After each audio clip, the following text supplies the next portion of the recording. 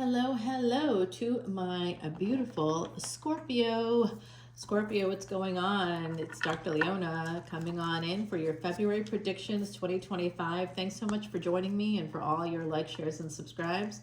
I don't think there's a lot of likes or shares, but or even subscribers, but I'm really happy for whoever shows up. So no, I mean, it's good news. And I see victory here. Is that what I see at the bottom of the deck? Well, I'm liking that energy. I really am. Yeah, victory is a good thing. I think there's some victory coming in for my beautiful Scorpios. And of course, you know that my chart is completely drowning in Scorpio energy in like the most positive way possible.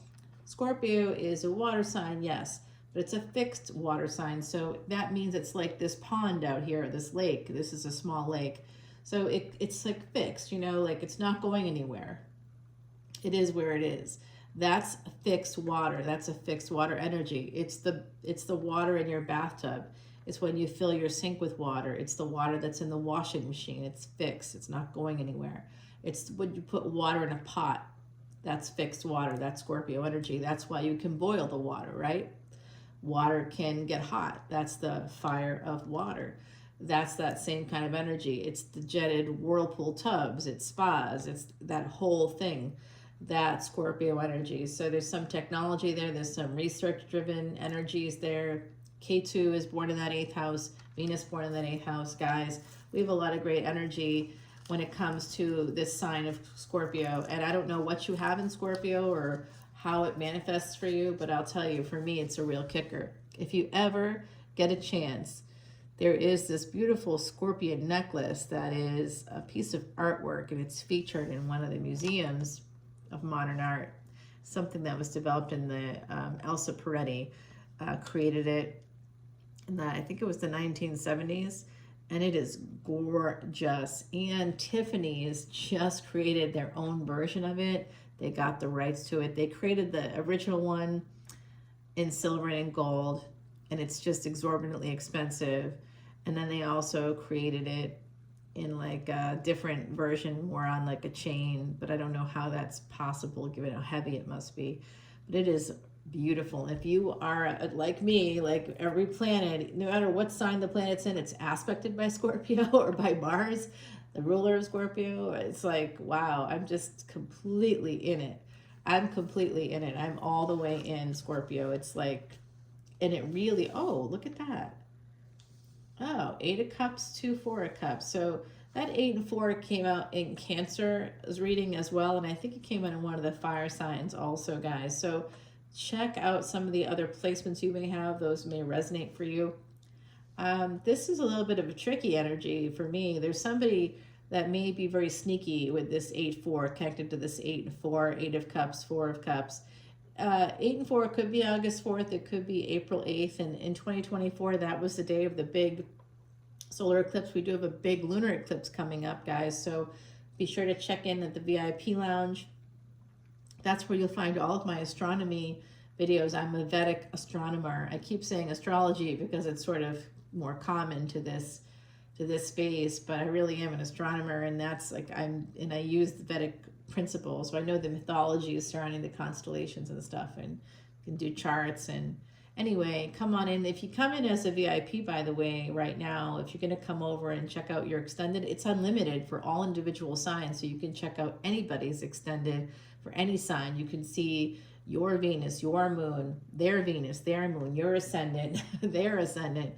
You can check it all out, and I often give like tidbits there about planetary placements and things like that. And definitely in the VIP lounge, there's a lot about it.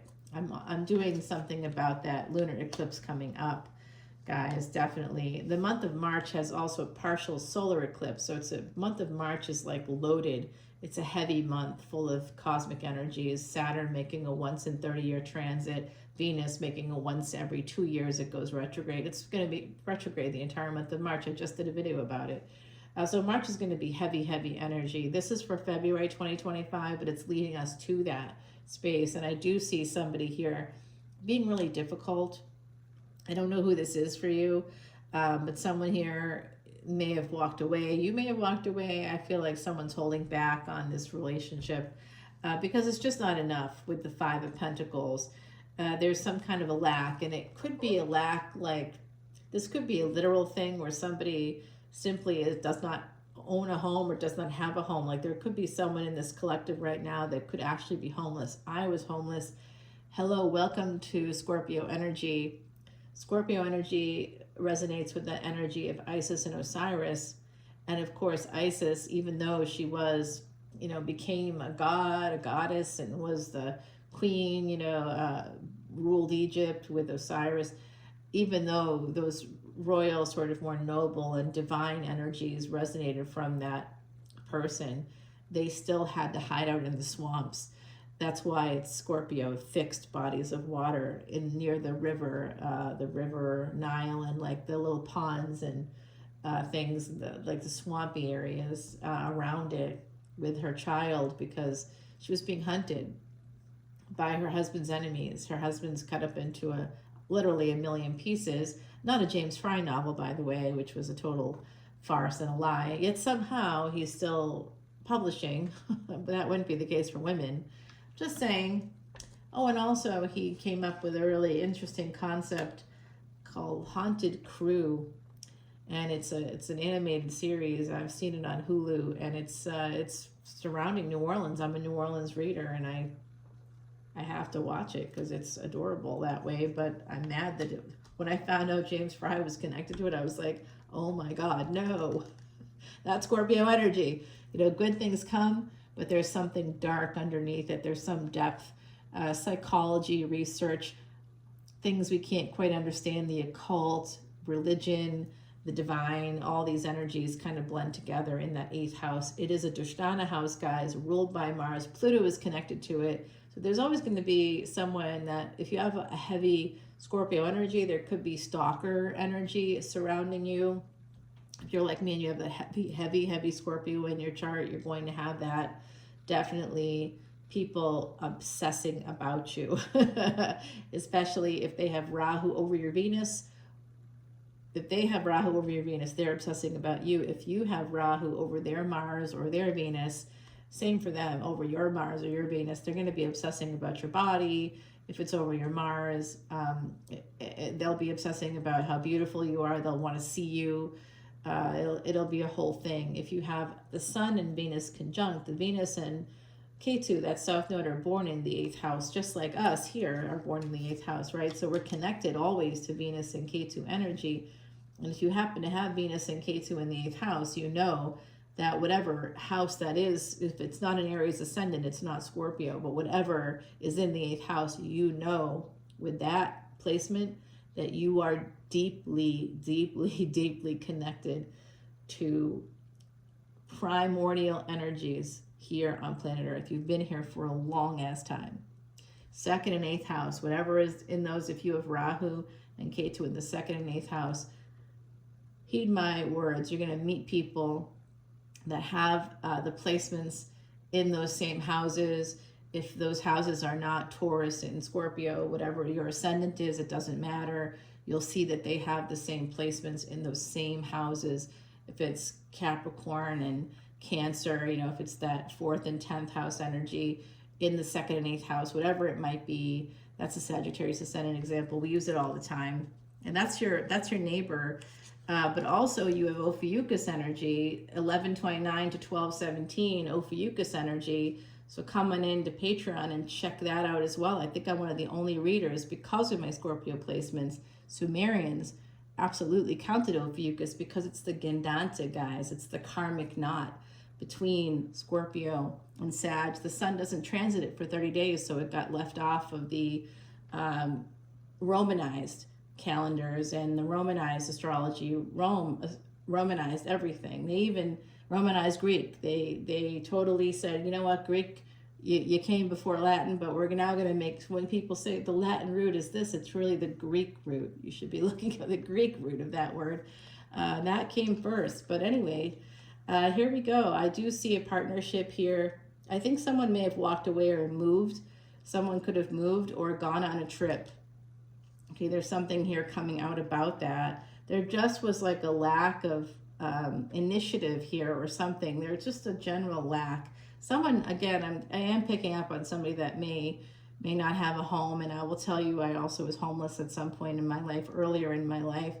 And as a result of that, I always have like 5 different kinds of water in my fridge. It's like, it's these things affect us in deep, great ways, great as in impactful, not as in good, great, but very impactful ways. It's not good at all to be homeless. It's horrible, especially as a woman. It's horrible no matter what your gender, but you're less protected as a woman. I felt like it was the weirdest fucking time of my life. And I had a baby at the same time, so it was really rough. Guys, if you are in that space of not having a place to live, please seek out a shelter. And it doesn't matter if it's religious or whatever, just go. I always work with the homeless population because of my history. In New Orleans, there's the Mission.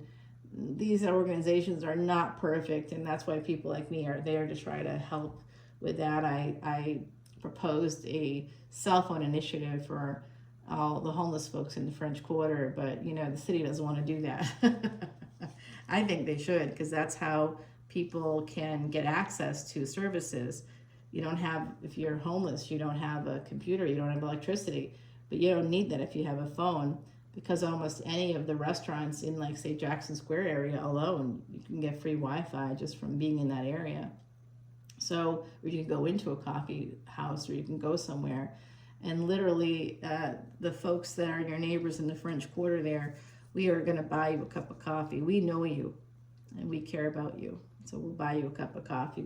If I see someone, the same folks, right? I'll see them, I'll come over and I'll definitely bring them food, like from Rouse's. I'll go into the grocery store, buy them something, or, you just have to, people are human beings, and I think because I was in that space myself, you don't have to be, you don't have to have any, you can just be without family or without community. And that can happen to you super easily, much more easily than most people realize, but they have more community or family, right? So here we go. Someone here may have walked away, may have moved. There was some kind of a lack here within a household. And I think that again, I'm seeing that coming out again. So I'm feeling so heavy about this. Someone here may not have a home right now. Please check in with if you can access this video, you can access other information on how to find a shelter in your area and go there. Okay, I see that energy of Virgo. So that's the hidden enemies. We have Aquarius coming out the star. So whatever is happening here where it feels like someone feels really lonely or destitute, it doesn't have to just be homeless. That's my context, right? It's a person feeling lonely, destitute, feeling isolated. Someone here is working really hard. They want to have this energy of choice. The Wheel of Fortune will turn. If you're having a hard time right now, if someone is hurting you, if someone has moved away, if you don't have the community or the support you need, something here connected possibly to a home, your home life, it could be an actual house or it could be a marriage too, is going to start to get better. And I do see too, that if you are married right now or you are in a higher level of commitment, I do see this energy of a partner that's just left you out in the cold. Okay, so that's another aspect of this collective energy reading. A partner has left you out in the cold. They're going to be moving on. You may not know that. It's a little bit delayed. But it is a third party. They do have a third party. There's a third party in that energy with that partner, okay? So it's not you, Scorpio. It's a partner that's presenting themselves to me as a King of Wands, and then they're going down a level. They're stepping down to Knight of Wands. So this is telling me that when Saturn, this is specific, guys, mark this down. I'm going to give you a date right now. Saturn is going to be turning right around the time of that lunar eclipse, which is mid-March. We see Saturn starting to go stationary. It's going to be going stationary, and as it moves into Pisces, it's going to be heading right into Pisces there. And we're going to see that energy of it crossing into Pisces. It's already in the bridge lunar mansion called Purva Bhadrapada. and it's going to be moving directly into Pisces. You'll be feeling that energy from mid-March, from the Ides of March to the end of the month. And by the 29th of March, we're going to see Saturn in its new house. Okay, so this is telling me that there's Saturn's moving into a new house. That's literally here in the reading. Saturn, Wheel of Fortune, house. Saturn moving into a new house. Okay, guys, it's going to create some loss in your life. Just know that Pisces is the Adristhana house. It's the 12th house. It's our final stop. So there's going to be some kind of a loss. Someone may walk away from you that you didn't expect, and they may have another person in their energy that you didn't expect. With the World card here, there could be something new coming in for you with the Star. So it's like someone may have this energy happening with the High Priestess. You may know it's coming. Some of you may have that sixth sense, know that something is coming here with a partner if you're in a partnership. If you're not, you may have had this happen with a person you were dating in the recent past, or it's not yet happened. There's someone here working very, very hard as well. And oh, the other side just gave me something. And by the way, this is the other side, Scorpio, other side. They're right here with us right now. What they just said to me was that someone is taking opportunities through work. Oh, darn it. Oh, sugar balls. Well, I'm gonna have to call him back. My cousin from Ireland is calling me right now, guys. All right, let's go to the extended. I see a lot of things coming in here. 1111, you do have this energy popping up for you. I gotta get over there. There is some energy of angels trying to help you get some balance, and angels are here with me right now. They are telling me that you are going to be getting that balance in love that you wish. You're going to be able to manifest with that Queen of Wands energy, guys. And there's a person coming in for you in the future. If you've had lack in a relationship and a lot of love, it could be a person with Virgo in their chart and some Sag. All right, let's go over to the extended. It's 17 minutes in. Happy February. I'll see you all soon. Bye now.